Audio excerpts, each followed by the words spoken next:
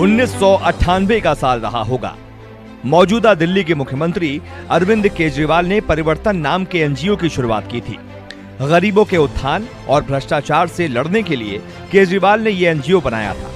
26 साल का एक टीवी पत्रकार इस पर न्यूज करता है। अगले दिन अरविंद केजरीवाल उस पत्रकार के घर पहुंचते हैं। पत्रकार का नाम था मनीष सिसोदिया। दोनों के बीच घंटों बात होती है।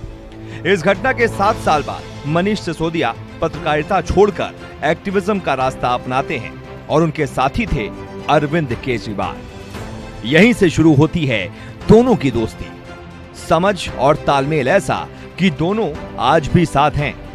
केजरीवाल के कई साथी साथ छोड़ गए, कोई रह गया तो वो है मनीष सिसोदिया। अमिताभ बच्चन और दिलीप कुमार को पसंद करने वाले सिसोदिया की अहमियत इस बात से समझी जा सकती है कि दिल्ली सरकार के अहम मंत्रालय उन्हीं के पास हैं।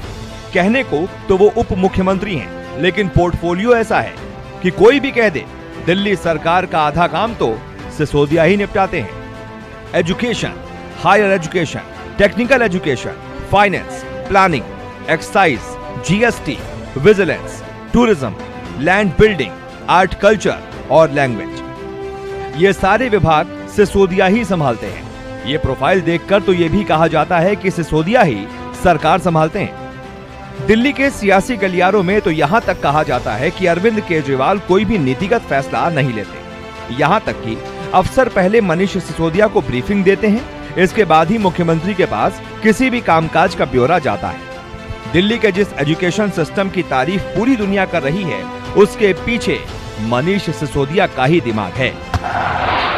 क्यों मैं ये बात कर रहा हूं? मेरे को कोई शौक नहीं है पढ़ाने का। मैंने कहा मैं तो एजुकेशनिस्ट नहीं हूं और मेरा एजुकेशन प्रोफेशन भी नहीं था। मैं तो संयोग से इस फील्ड में आ गया और आज मैं यहां खड़ा हुआ हूं। क्यों मैं कर रहा हूं इसकी बात? क्यों एज ए लीडर मेरी जरूरत महसूस हो रही है मुझको कि हमें एजुकेशन के कंटेंट पे क्लासरूम को एक आंदोलन में बदलने की जरूरत है साथियों। दिल्ली का मंडी हाउस और मंडी हाउस में स्थित भारतीय विद्या भवन, यहाँ पत्रकारिता की पढ़ाई होती है।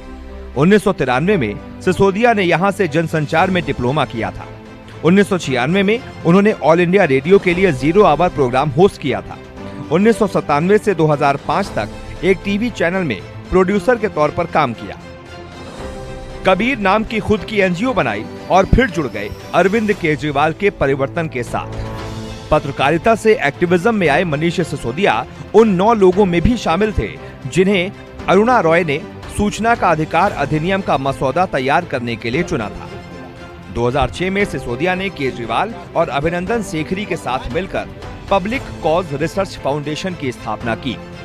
2011 में जन लोकपाल बिल के लिए अन्ना के साथ आंदोलन किया और 2012 में चल निकले राजनीतिक सफर पर।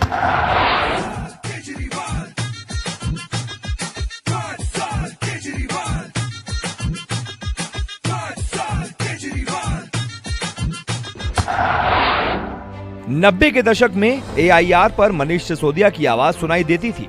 वो अपना शो 0 आवर होस्ट किया करते थे। कहते हैं कि जो काम आपने अतीत में किया है वो कभी आपसे छूटता नहीं, कहीं ना कहीं एक जुड़ाव रह जाता है।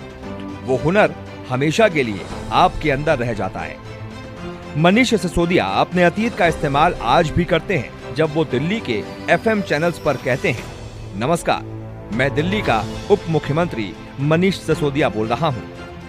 आज दिल्ली के FM चैनल्स पर ठीक वैसी ही आवाज सुनाई देती है जैसी एक वक्त पर सुनाई देती थी। सिसोदिया दिल्ली सरकार की ओर से चलाई जा रही योजनाओं को रेडियो के जरिए घर घर तक पहुंचा रहे हैं। एक पत्रकार आज दिल्ली का दूसरा सबसे बड़ा नेता बन चुका है। 1500 साल पहले आर्यभट्ट ने कहा था शून्य है, शून्य की खोज की उसने किया, और हमने 1500 साल क्या किया? हमने 1500 साल गाना गाया। जब जीरो दिया मेरे भारत ने दुनिया को तब गिनती आई। हमने गाना गाया और उसी शून्य का 1500 साल पहले जिस हिंदुस्तान ने शून्य का आविष्कार किया, उसी शून्य का इस्तेमाल अमेरिका और यूरोप के साइंटिस्ट ने करके पूरा साइबर वर्ल्ड उस शून्य में खड़ा कर दिया। हम गाना गाते रह गए, जब जीरो दिया मेरे भारत ने दुनिया को तब गिनती आई।